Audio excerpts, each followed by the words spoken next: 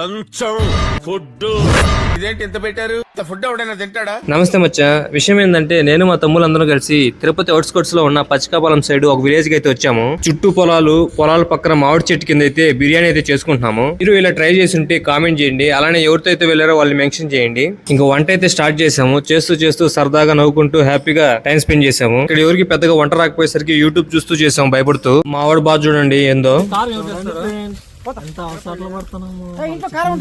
అదంటే వాడు బాధ. మొత్తానికి బిర్యానీ అయితే అయిపోయింది. ఇంకా అవన్నీ తీసుకుని పక్కనే ఉన్న అరటి తోటకు అయితే వచ్చేసాము. అరటి తోటలో ఒక పెద్ద ఆకు తీసుకుని దాన్ని శుభ్రంగా క్లీన్ చేసుకుని దాని మీద అయితే బిర్యానీ అండ్ చికెన్ కర్రీ రెండు వడ్డించుకునేసాము. టేస్ట్ విషయానికి వస్తే చికెన్ కర్రీ అండ్ బిర్యానీ రెండు చాలా బాగుంది. బిర్యానీలో కొంచెం కారం ఎక్కువైంది కానీ ఇంకంతా పర్ఫెక్ట్ గా కుదిరింది.